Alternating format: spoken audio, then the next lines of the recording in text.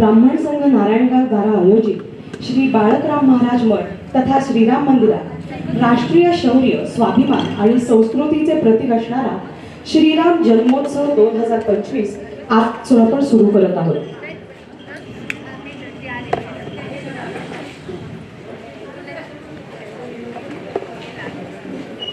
आलेल्या सर्व रामभक्तांचे ब्राह्मण संघ नारायणगावकडून हार्दिक स्वागत. आज आपल्याला कीर्तनकार म्हणून लाभलेले आहेत हबप डॉक्टर चारुदत्त गोविंद स्वामी आफळे. खरोखरच आपण नारायणगावकर खूप नशीबवान आहोत की आपण या कीर्तन सेवेचा भाग होणार आहोत. प्रथम आपण त्यांचे स्वागत करूया. स्वागत करतील अध्यक्ष लेफ्टनंट उमेश दादा अवचर.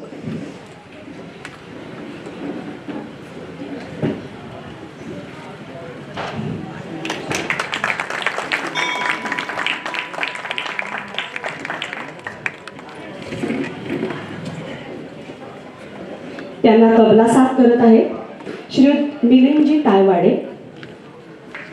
त्यांचेही ब्राह्मण संघ नारायणगावकडून हार्दिक स्वागत. संवादिनी साथ करत आहेत श्री कौस्तुभजी परांजपे. आपल्या सर्वांना हे ज्ञात आहेतच, याआधी त्यांनी इथे सेवा दिलेली आहे.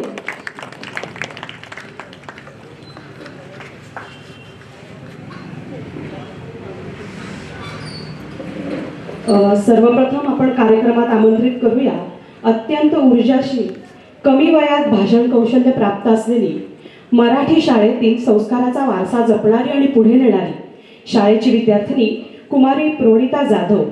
मी तिला विनंती करते की तिने येऊन आपले भाषण सादर करायचे.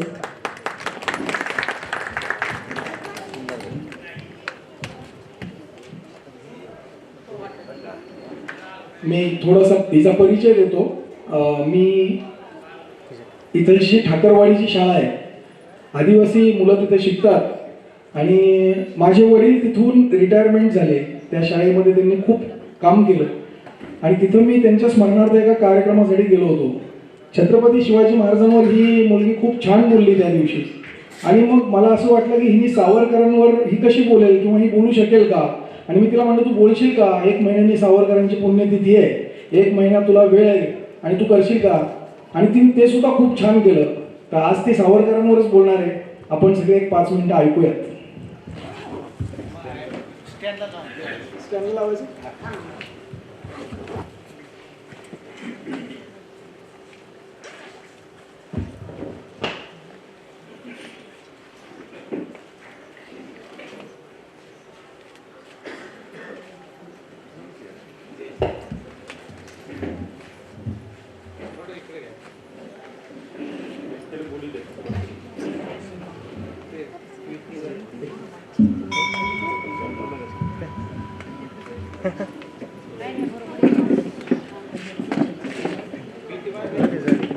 इतिहास तुवनी पाशी पाठीमागे जरा झुकून मस्तक करशील त्यांना मानाचा मुद्रा, करशील त्यांना मानाचा मुद्रा. आदरणीय व्यासपीठावरील प्रमुख पाहुणे व माझ्या मित्र-मैत्रिणींनो, ज्यांच्याबद्दल बोलताना शब्दशक्ती स्वतःच्या मनाची जाणीव होत राहते आणि हृदयात लावण्याचे स्फुल्लिंग पेट घेतात असे बऱ्याच लोकांचे व्यक्तिमत्व म्हणजे विनायक दामोदर सावरकर होय. मनाला भिडणारा झंझावात जेव्हा मानव रूप धारण करून येतो तेव्हा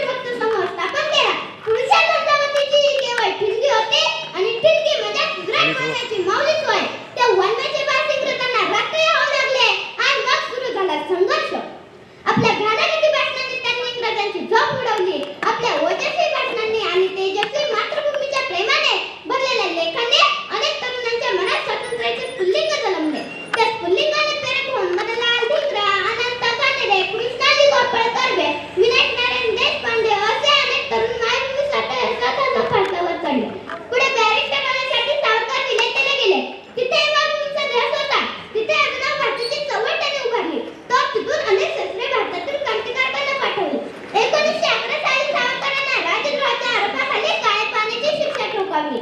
ते अंडमानाची शिक्षा भोगून ते परतले आणि पुन्हा एकदा ब्रिटिशांविरोधात मजकूर लिहिला.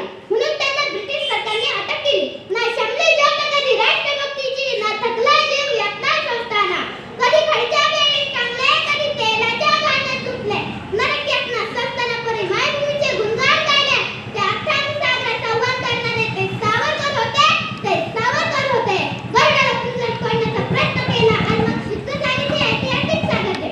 जिचं कौतुक प्रत्यक्ष हनुमानाने करावं. मारिया सागरचे ढलमधून खवळलेल्या समुद्रात मारलेली उडी, पाठीमागून सागरतून होणार गोळीबार. पण त्या रत्नकाराने त्याची महाभूमीची ओढ माहीत होती, म्हणून तो उंफाट झाला आणि एकाही गोळीचा स्पर्श आपल्या या सुपुत्राच्या अंगी त्याने होऊ दिला नाही. अंदमानातून सावरकरांनी घातलेली ती आग नेमसीने परत मातृभूमीला. सागरा प्राण तळमळला, तो अजूनही विसरला नव्हता. 26 फेब्रुवारी 1966 ला या महापुरुषाचे महानिर्वाण झाले होते.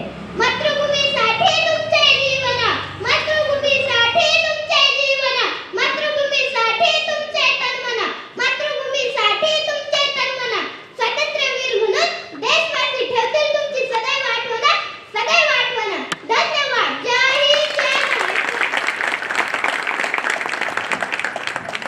आपण ऐकलं की आदिवासी कन्या ठाकरवाडीच्या डोंगराच्या कडेला असलेल्या शाळेत शिकते आणि हिने हे भाषण स्वतः तयार केलं.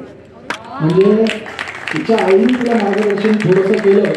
कारण मी शिक्षकांना विचारलं की हिचं कुणी भाषण तयार करून घेतलं. शिक्षक मला म्हणाले महाराजांचं भाषण आम्ही करून घेतलं होतं तिच्याकडनं इथे, पण हे भाषण तिने आणि तिच्या आईने या दोघींनीच कुठे यूट्यूबवरनं शोधून कदाचित आपल्या गुरुजींचं एखादं कीर्तन त्यांनी पाहिलं असेल, माहिती नाही. तर हे अशी रत्न आहेत, यांना शोधून काढून आपण त्यांना पैलू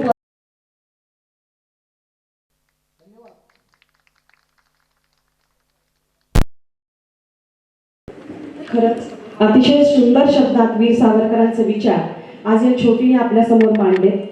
खरंच या पिढीला, या पुढच्या पिढीला या सर्व गोष्टींची माहिती असणं, वाचन असणं खूप गरजेचं आहे.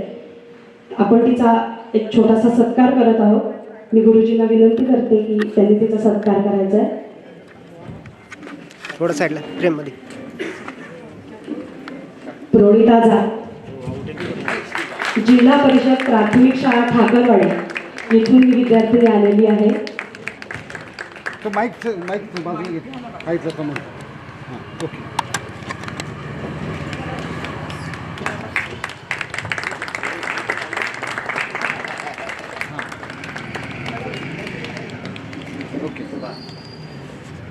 तिच्यावर संस्कार करणाऱ्या आणि तिला मार्गदर्शन करणाऱ्या तिच्या शाळेचे मुख्याध्यापक मी श्री अशोक म्हातारबा घोलप सर यांना विनंती करते की त्यांनी सत्कार स्वीकारायचा आहे.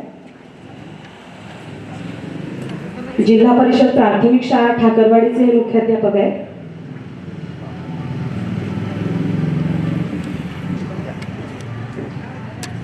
आजच्या या कार्यक्रमासाठी तिचं कौतुक करण्यासाठी तिचे अनेक शिक्षक इथे आलेले आहेत. मी श्री शेळके सर, मेहेर सर, सौ थोरात मॅडम, सौ दाते, हंडे सर आणि मोमीन मॅडम या सर्वांना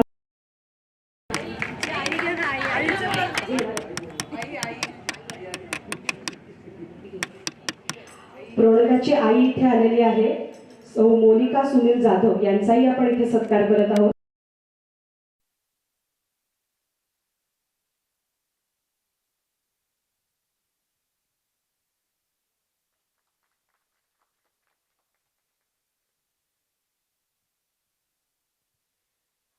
आजच्या या कार्यक्रमासाठी आपल्याला प्रायोजक म्हणून लाभले आहेत श्री राजोपाध्ये. मी त्यांना आमंत्रित करते की त्यांनी आमचा प्रेमपूर्वक सत्कार स्वीकारावा. काही कारणास्तव ते इथे उपस्थित राहू शकत नाही आहेत, तर आपले अध्यक्ष हा स्वीकारतील सत्कार आणि तो आपण त्यांच्यापर्यंत नक्की पोचवू. मी गुरुजींना विनंती करते की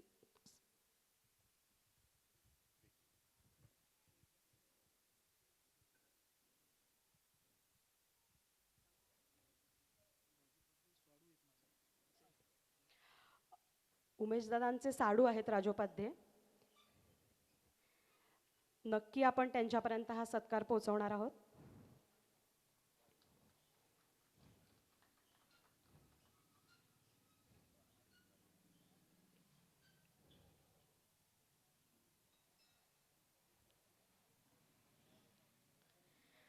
आता सुरू होणारी नारदीय कीर्तन शृंखला त्यासाठी आपल्याला श्रीयुत आफळेबुवा लाभले आहेत. त्यांचे विचार ऐकण्यासाठी समस्त नारायणगावकर नक्कीच खूप वाट पाहत आहात. आपण तो आता आनंद घेतही आहोत.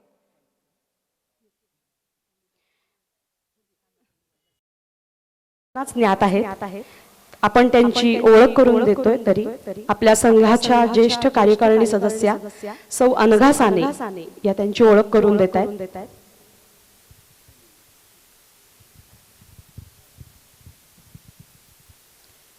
आजच्या या कीर्तनमालेच्या पहिल्या दिवशी हरिभक्त परायण डॉक्टर चारुदत्त गोविंद स्वामी आफळे गुरुजी इथं आलेले आहेत.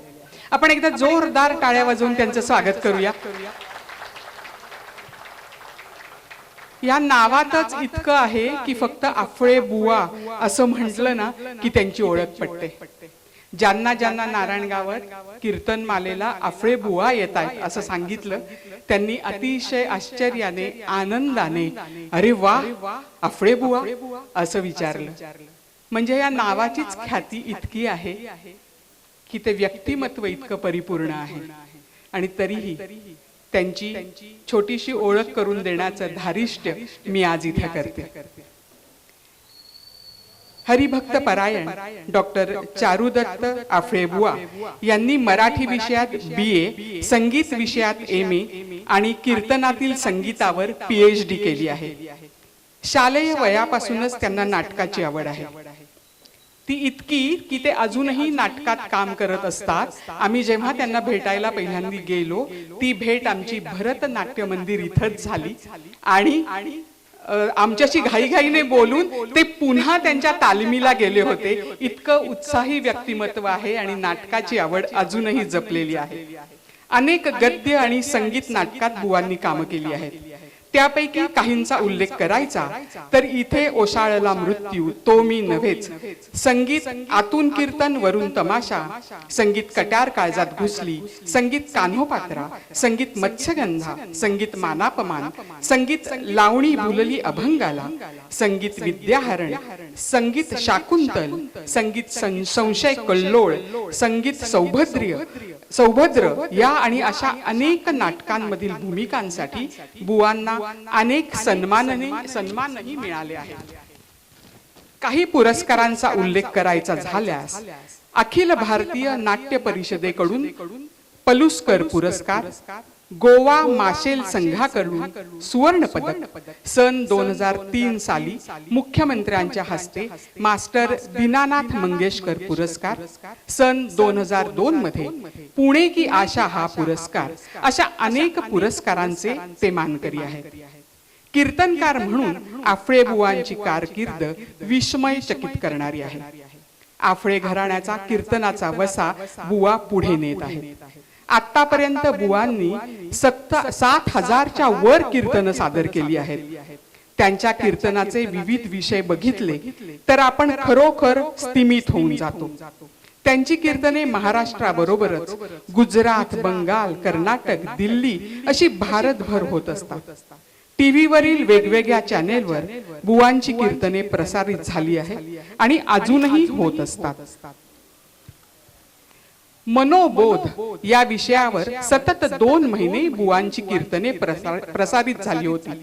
आषाढी वारीच्या काळात सतत 1 महिना झालेल्या कीर्तनांना लोकांचा उदंड प्रतिसाद मिळाला होता. स्लाइड शोची मदत घेऊन ऐतिहासिक कथा आणि संत कथा विद्यार्थ्यांमध्ये लोकप्रिय करण्याचा एक अनोखा उपक्रम आफळे बुवांनी राबवला होता. आपण बघतोय गेली 2 वर्ष आपण इथं नारदीय कीर्तनमाला करत आहोत. त्यात मागच्या 2 वर्षी स्त्री कीर्तनकार आल्या होत्या आणि त्या बुवांच्या विद्यार्थिनी होत्या. मला आठवतंय त्यातल्या सगळ्या विद्यार्थिनी जेव्हा केव्हा एखादा विशेष दाखला कीर्तनात द्यायचा असायचा तेव्हा त्या म्हणायच्या आमचे बुवा असं म्हणतात. आणि ते बोलताना व्यक्त होताना त्यांच्या उच्चारातून जाणवणारा बुवांविषयीचा आदर, बुवांविषयीचं प्रेम नक्कीच श्रोत्यांपर्यंत पोहोचत होतं. इतर कशाही पेक्षा विद्यार्थ्यांकडनं आलेलं त्यांचं शिक्षण जेव्हा गुरुपर्यंत पोहोचतं ती फार वेगळीच गोष्ट असते.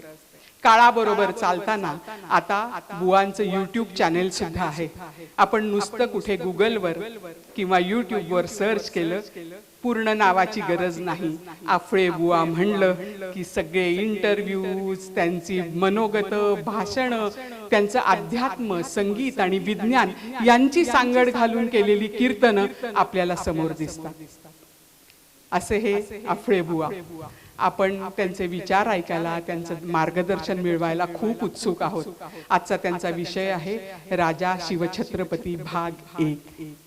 सगळेच जण आफळे बुवांच्या कीर्तनासाठी उत्सुक आहोत. आपण पुन्हा एकदा त्यांचं जोरदार टाळ्या वाजवून स्वागत करूया. धन्यवाद.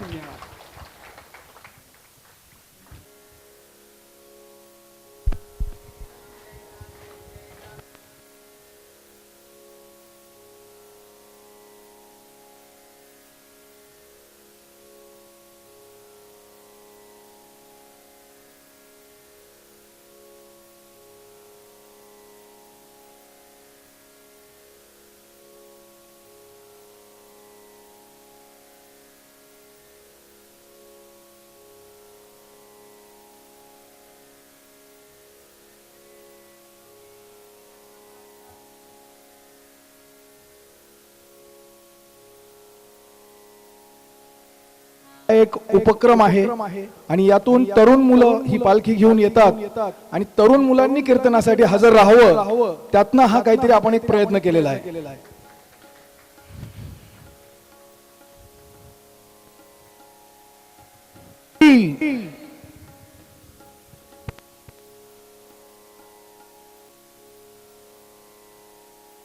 श्रीराम श्रीराम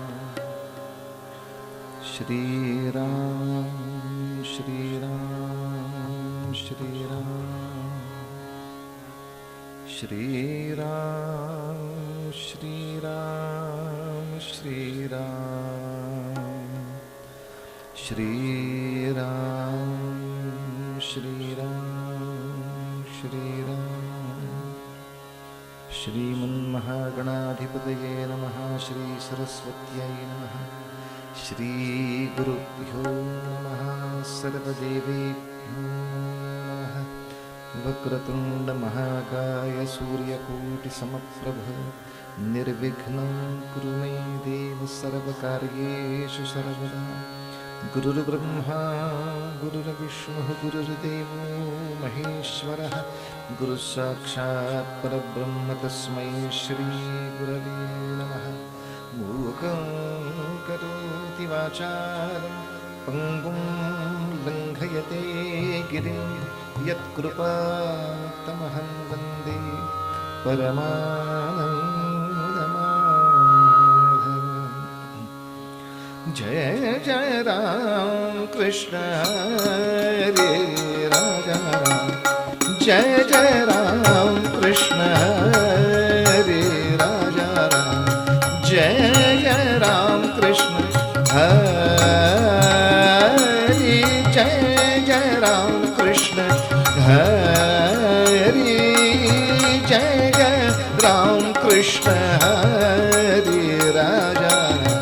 जय जय राम कृष्ण हरि राजा.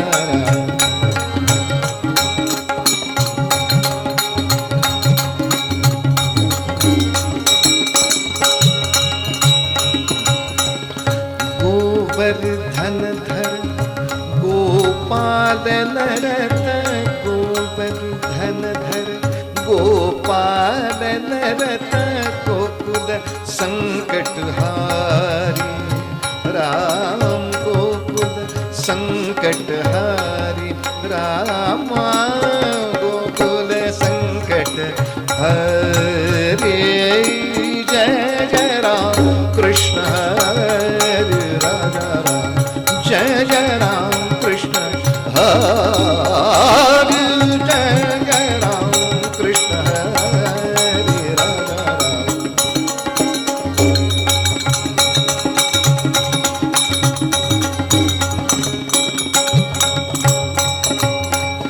शरणागत दीना चरणी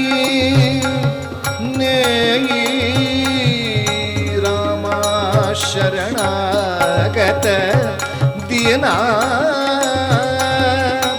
शरणी नेई रे रामा करुणा दृष्टी निहारी रामा करुणा दृष्टी निहारी रामा करुणा दृष्टी निहारी जय जय राम कृष्ण हरी राजा जय जय राम कृष्ण हरी हरी राजा राम जय जय राम जय जय राम जय जय राम कृष्ण हरी राजा रूप पाहता लोचनी सुख झाले हो साजणी झाले हो साजणी सुख झाले हो साजणी तो हा विठ्ठल बरवा तो हा माधव बरवा माधव बरवा तो हा माधव बरवा बहुत सुकृताची जोडी म्हणून विठ्ठली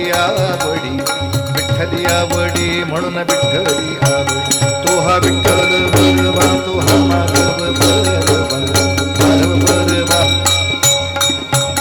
सर्व सुखाचे आगरा बाप देवी बर देवी बर बाप रखमा देवी तो हा विठ्ठल बरवा तो हा माधव माधव बरवा तो हा माधव रघुपती राघव राजा राम सीत पावन सीताराम रघुपती राघव राजा राम सीत पावन सीताराम रघुपती राघव राजा राम पतित पावन सीताराम रघुपती राघव राजा राम पतित पावन सीताराम रघुपती राघव राजा राम रघुपती राघव राजा राम पतित पावन सीताराम राजाधिराज रामचंद्र महाराज की जय कुंडली वरदा हर विठ्ठल श्री ज्ञानदेव तुकाराम पंढरीनाथ महाराज की जय भारत माता की जय आर्य सनातन वैदिक हिंदू धर्म की जय छत्रपति शिवाजी महाराज की जय जय जय रघुवीर समर्थ जयांचा जगी जन्मनामार्थ झाला जयाने सदा वासनामात केला जयांच्या मुखी सर्वदा नाम कीर्ती नमस्कार द्या ब्रह्मचैतन्य मूर्ती सद्गुरुनाथ महाराज की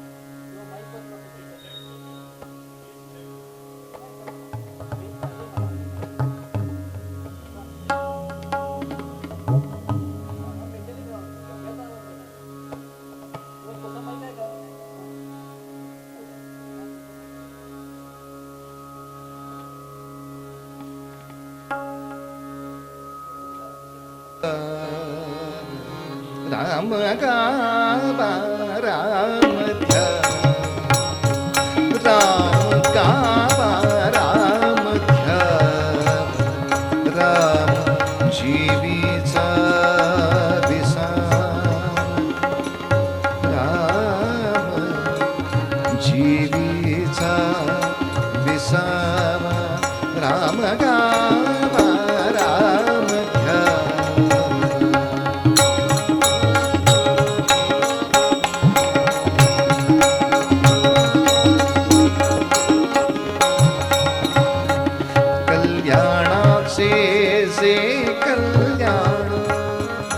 कल्याणाचे जे कल्याण रघुरायाचे गुणगान रघुरायाचे गुणगान मंगलाचे जे मंगल जे मंगल राम कौसल्येचा बाळ राम कौसल्येचा बाळ राम कैवल्याचा दानी राम कैवल्याचा दानी रामदास अभिमानी रामदास अभिमानी राम गावा राम ध्यावा राम गावा राम ध्यावा राम गावा राम ध्यावा राम ध्यावा राम ध्यावा माता रामो मत्पिता रामचंद्रः स्वामी रामो मत्सखा रामचंद्रः सर्वस्वं मे रामचंद्रो दयालुर्नान्यं जाने नैव जाने न जाने दक्षिणे लक्ष्मणो यस्य वामे तु जनकात्मजा पुरतो मारुतिर्यस्य तं वन्दे रघुनन्दनम्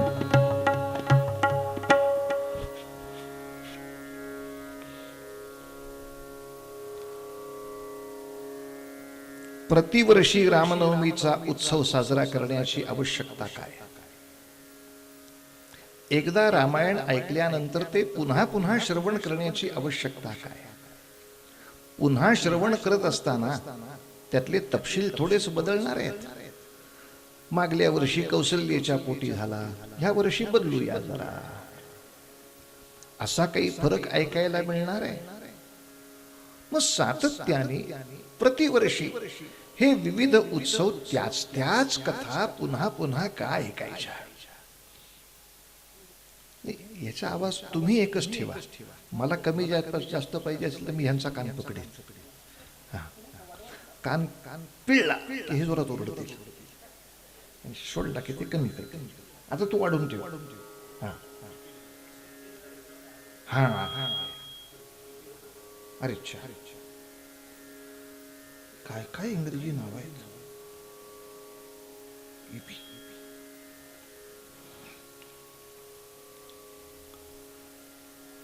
अनेक वेळेला एकच कथा, अनेक वेळेला एकाच कथेवरचं चिंतन हे ऐकण्याची गरज अशी आहे. कथा जरी तीच राहिली तरी आपलं वय पुढे गेलंय. आणि नेहमी आपल्या घरासमोर जर एखादं उद्यान असेल, एखादी बाग असेल, तर आपण दुसऱ्या मजल्यावरनं ती पाहतो तेव्हा वेगळी दिसते. तिसऱ्या मजल्यावर गेलो, बाग तीच राहते, मला वेगळी दिसते. पाचव्या मजल्यावरनं ती बाग आणखीनच काही वेगळी असते. गच्चीवरनं पाहावं तर अरे हे झाडांचे शेंडे पायथ्याशी असताना कधीच दिसले नव्हते.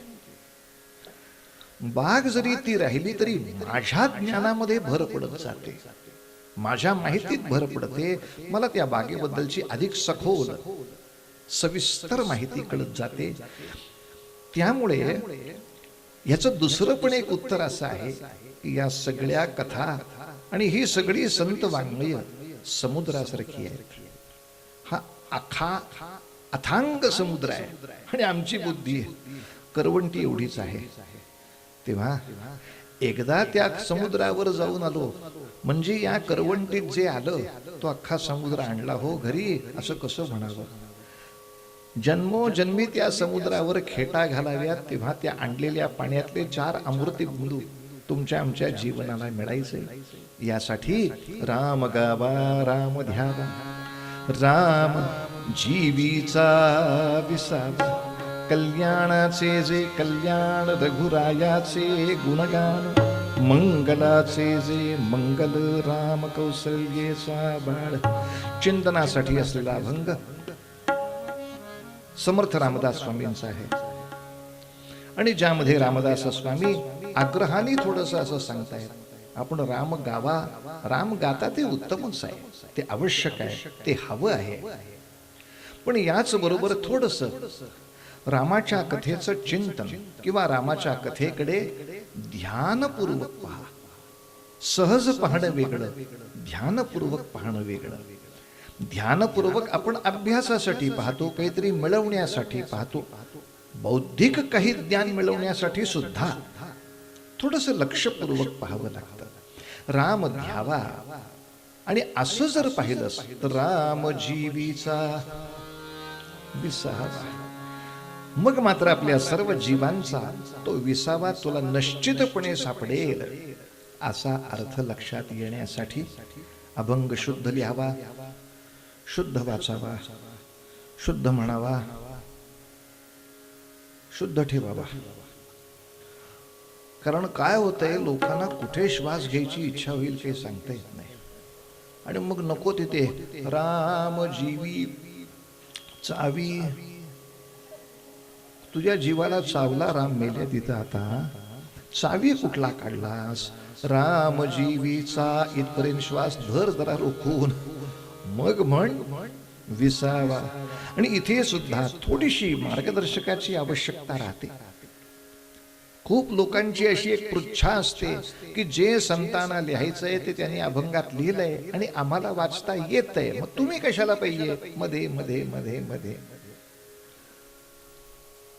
पण हाच प्रश्न मग शाळेत नाही काही विचारतायत.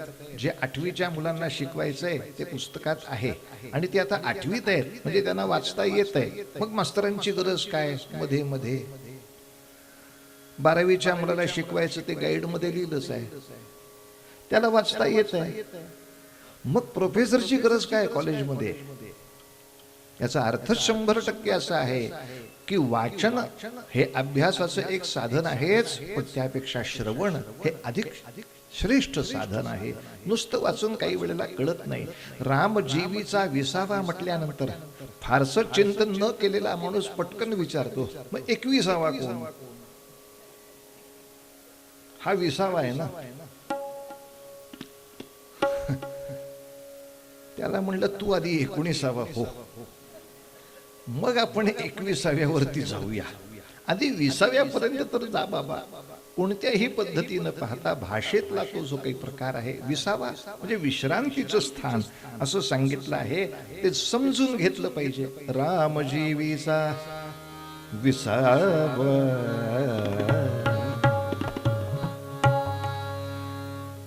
प्रतिवर्षी उत्सव करण्यामागचा एक सगळ्यात महत्वाचा हेतू असतो, तो म्हणजे एक फार महत्वाचं सूत्र लक्षात घेतलं पाहिजे. दैवी माणसं निर्माण करावी लागतात, राक्षसी आपोआप निर्माण होतात. स्वार्थ साधायला कोणाला शिकवावं लागत नाही. अगदीच लहान पोर असतं ते निरागस असतं म्हणून तर आपण म्हणतो देवाचं स्वरूप आहे ते. त्याच्या हातातलं चॉकलेट आपण काढून घ्यायचा प्रयत्न केला तर तुम्हालाच गरज आहे बहुतेक अशा चेहरा करून ते तुम्हाला देऊनही टाकतं.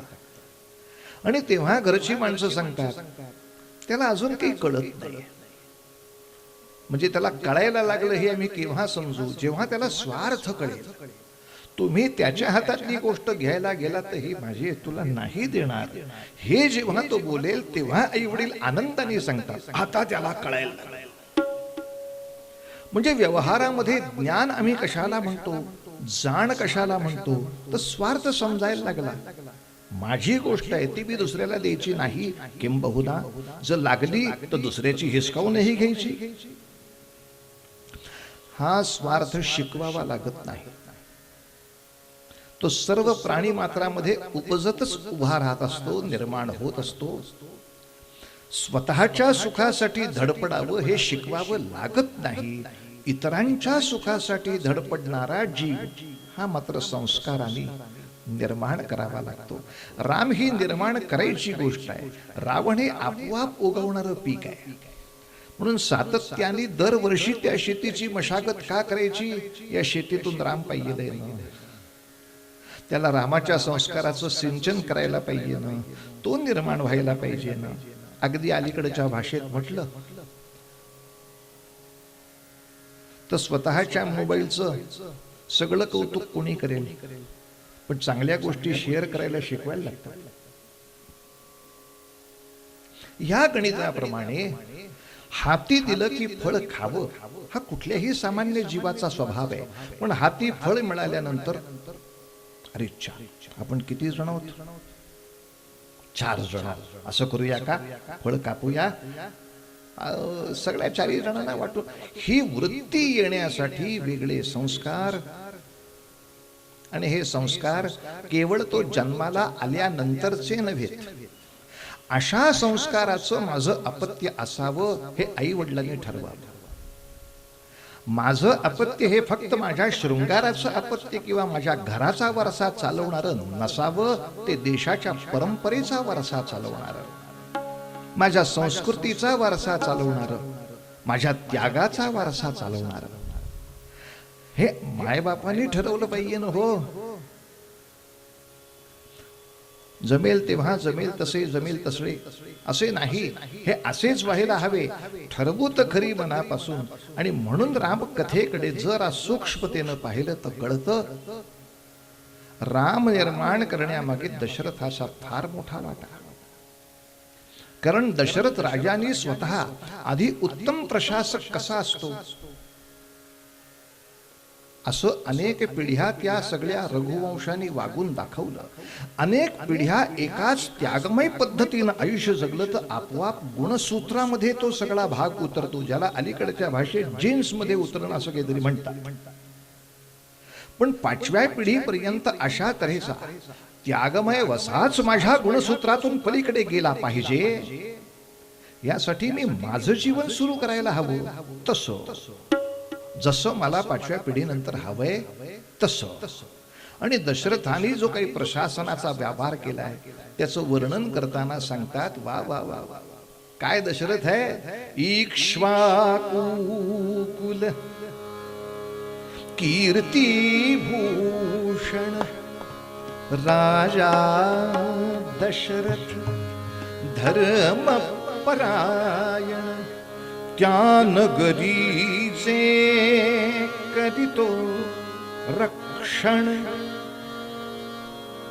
गृही चंद्रसा नगरी इंद्रसा, सूर्य जसा संकरी, सूर्य जसा संगरी, अयोध्या मनु निर्मित नगरी, अयोध्या मनु निर्मित नगरी.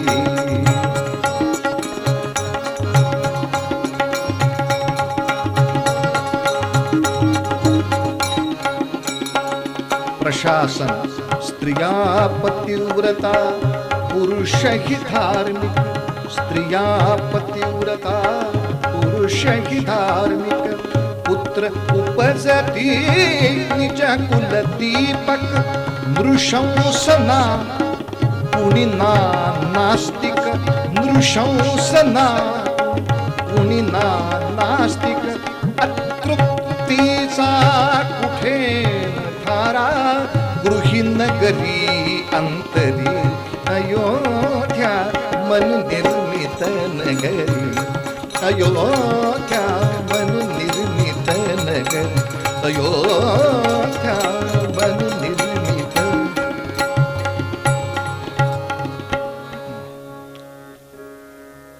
जसं फळाकडे पाहून कोणीही जाणकार शेतकरी सांगू शकतो की यासाठी किती कष्ट घेतले आहेत तरच हे फळ येणार. जसं विद्यार्थ्याकडे पाहून आज आपण तो आनंद घेतला की सगळ्या शिक्षकांनी मायबापांनी किती त्या विद्यार्थ्यांवर कष्ट घेतले. ज्ञानेश्वर माऊली वेगळ्या शब्दामध्ये सांगते की कोंबाची लवलव सांगे मातीचे आर्जव. वरती आलेलं पीक काय प्रतीचं आहे त्याच्यावरून कळतं माती काय लायकीची आहे. आणि या दृष्टीनं जर विचार केला तर दशरथ महाराजांच्या प्रशासनाकडे बघितल्यानंतर कळतं त्या माणसांनी काय कष्ट घेतले असतील, जे काहीच घेतले असं आपल्याला वाटत नाही. उगाच नाही अशी फळं येत. संपूर्ण अयोध्या नगरीमध्ये नव्हे तर कौशल प्रांतामध्ये स्त्रिया पतिव्रता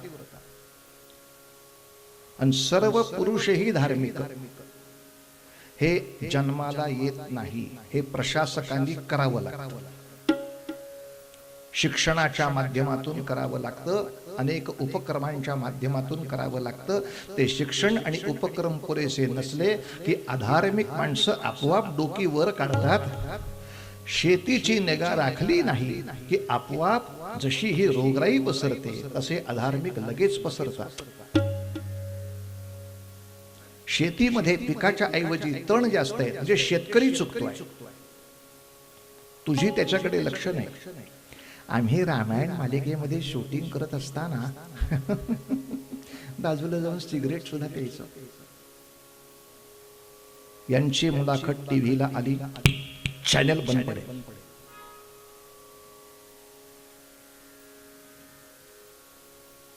तू शेण खा, बाहेर जाहिरात झाली तर याद राख. 10 लाख लोकांवर संस्कार पाहिजे. कोणीही शेण खाल्लेलं पेपरला येणार नाही. पुढचा माणूस म्हणतो कशाला खाता, पुरणपोळी खाल्याचे फोटो येत आहेत तर धार्मिकच राहू. अधार्मिकांची कौतुक झाली त्या क्षणाला ते चॅनल बंद पडले पाहिजे. जे दशरथाने केले, आमच्या जेथे दम हवा तिथे नाही. दशरथाने करून दाखवलं. 99% माझ्या अयोध्येमधला पुरुष धार्मिक. आणि धर्म काही पाळत नाही. स्मशान, स्वर्गात जाऊन सांगायचं नाही, पाळू न मग शांत बसायचं.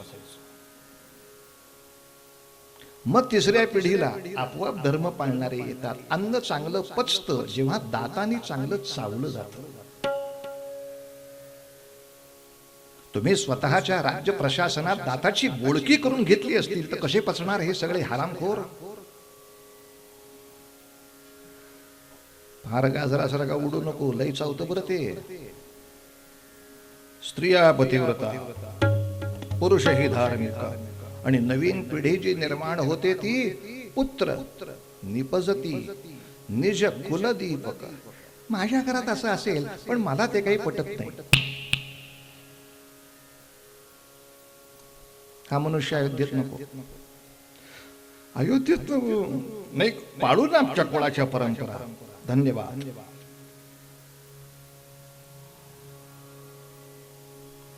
इयत्ता पहिलीतल्या मुलांना अनुशासन असंच लावावं लागतं. सामान्य माणसं आपणहून अनुशासन पाळतील असं ज्या राज्यकर्त्यांना वाटतं ते महामूर्ख आहेत. सामान्य मनुष्य हा ढच आहे.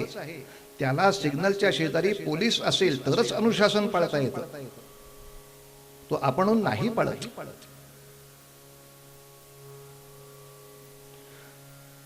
पुत्र उपजती निज कुलदीपक. नृशंस ना कुणी. नृशंस म्हणजे काय हो, जाऊ दे, त्याच्यावर काही निरूपण करायची गरज नाही. सगळ्यांनाच फ्रीज मधले 35 तुकडे माहिती आहेत.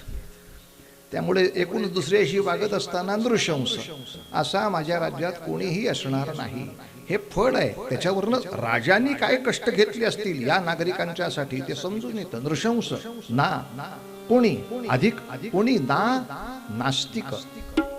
उगा नास्तिकवादाची वांगी नाकाला लावून उभं राहायचं नाही माझ्या समोर.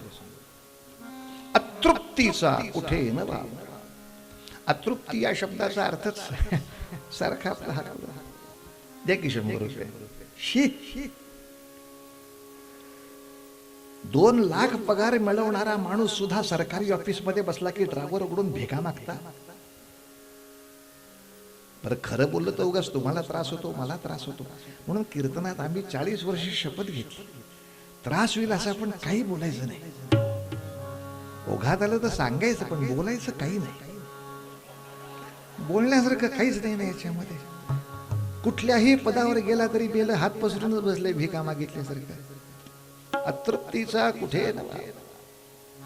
उलट त्या सरकारी अधिकाऱ्यानं सांगायला हवं, मी जर चुकून 500 रुपयाची नोट काढली, बुवा कशाला देता, हे काम करण्यासाठी मिळतोय की पगार. परमेश्वराच्या कृपेनं सगळं चांगलं आहे. उलट तुमचं काम करायची आम्हाला संधी मिळाली, चला तुम्हाला लस्सी पाजतो. रामराज्य आलं पहा. अतृप्तीचा कुठे न बाबा. कुठे कुठे अतृप्ती नाही. घरामध्ये कोणीही अतृप्त नाही. गृही नगरामध्ये कुणी अतृप्त नाही, नगरी आणि स्वतःच्या अंतरामध्ये सुद्धा कुणी अतृप्त नाही, असे पारमार्थिक लोक आपल्या प्रजेमध्ये निर्माण होणं काय दशरथाने काम केलं असेल. स्त्रिया पतिव्रता पुरुषही धार्मिक पुत्र उपजती निज कुलदीपक नृशंस ना कुणी कुणी नास्तिक अतृप्तीचा कुठे नथारा नगरी गृही अंतरी इक्ष्वाकु कुल कीर्ती भूषण राजा दशरथ.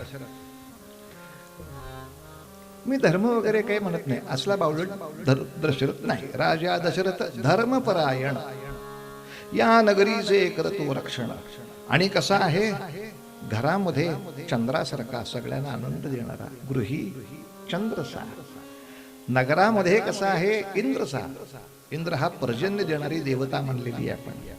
त्यामुळे कोणाला जी म्हणून काही सुविधा उपलब्ध करायची असेल, अरे लगेच करतो. बघा, फंड नाही, हे नाही, हे नाही, बयाद्या सांगायच्याच नाहीत. नगरी इंद्रसा.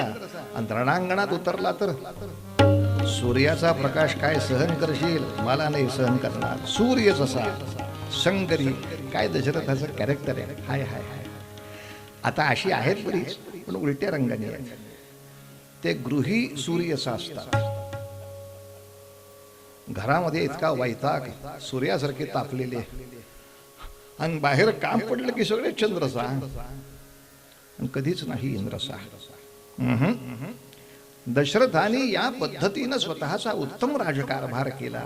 आणि आता रामायणात असं दिसतं, सर्वसामान्य कथा ऐकताना असं आपण ऐकतो की त्याला फक्त पुत्र नव्हता म्हणून तो दुःखी होता. नाही, रामायणात आणखीन लक्षात घ्या, त्याला 2 दुःख होती. नीट रामायण पाहिलं तर कळेल, त्याला 2 दुःख होती. कोणती? एक, माझी ही परंपरा चालवणारा कोणी नाही माझ्या घरामध्ये, हे तर दुःख आहेच. पण त्याचबरोबर माझ्यासारखा पराक्रमी राजा अयोध्येत असूनही भारतावरती राज्य रावणाचं आहे.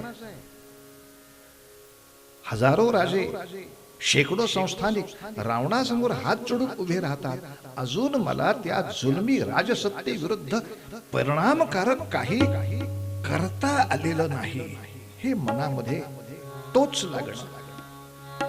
आणि एवढ्यासाठीच लक्षात घ्या, बुवा म्हणले हे कशावरून सिद्ध करणार? सिद्ध करणार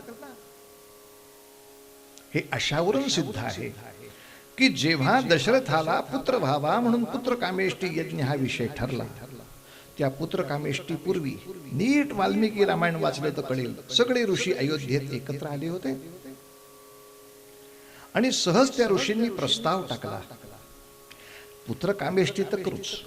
आता पुत्रकामेष्टीचा अर्थ मात्र समजून घेतला पाहिजे. काम म्हणजे इच्छा. मला पुत्र व्हावा ही इच्छा, पुत्र काम. त्याची पूर्तता इष्टी. असं ज्याच्यामुळे होणार आहे तो यज्ञ पुत्र काम इष्टी, पुत्र काम इष्टी. म्हणून शिक्षकाची गरज आहे. XYZ असला तर तो आपला अर्थ लावून मोकळाच होतो. काय आहे, दशरथाच्या पुत्राच्या कामात मिस्टिक आहे. तुला रामायणात इंग्रजी सापडलं, वा रे वा, पाठ्य. दशरथाच्या पुत्राच्या कामात मिस्टिक आहे म्हणून तो यज्ञ करायचा होता. हा पुत्र काम इष्टी असं त्या यज्ञाचं नाव. यज्ञ तर करूच, पण त्याच्या आधी ऋषी असं म्हणाले, आपण सगळेच भारतवासी बहुतांशी रावणाच्या छळाने त्रासलो, गांजलो आहोत. त्याच्या विरोधामध्ये एखादी दैवी शक्ती उभी करणं हे एक सामान्य नागरिक म्हणून आपल्या सगळ्यांचं कर्तव्य आहे. सामान्याला नाही करता येत, करू शकतं, पण ऋषीलाही पण नाही करता येत, तपस्व्याला नाही करता येत, योग्याला नाही करता येत. असं कसं करून चालेल? मग तुम्ही आम्ही सगळेजण तपस्वी जर एकत्र आलोच आहोत, तर आधी आपण एक विष्णू याग करू, ज्याच्यामध्ये भगवान विष्णूंची ती विष्णू शक्ती आपण जागृत करू आणि त्यांना आवाहन करू की आता पुढे तुम्ही जन्म घेतला पाहिजे बरं याच्यातून लवकरात लवकर आम्हाला सोडवण्यासाठी. आणि याच्यानंतर दशरथाचं वाक्य इतकं गोड आहे, आहा हा हा, माझ्या मनातली बोलला. हा पुरावा.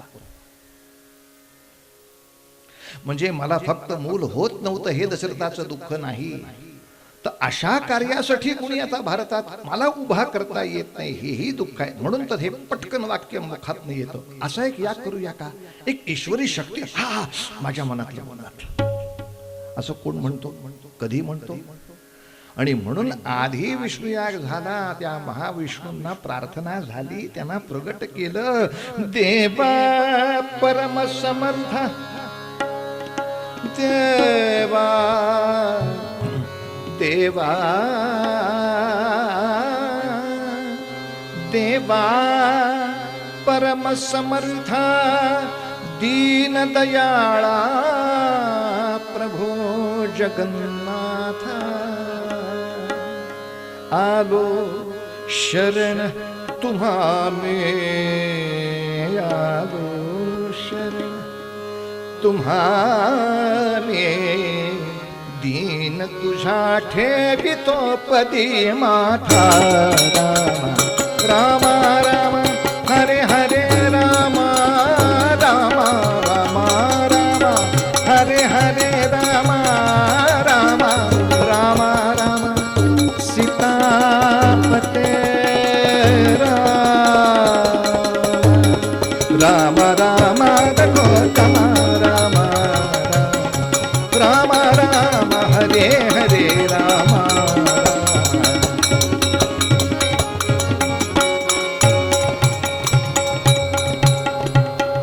देवा परम समर्था दीनदयाळा प्रभू जगन्नाथा आणि आलो शरण तुम्हारी दीन तुझा ठेवी तो पदी माथा.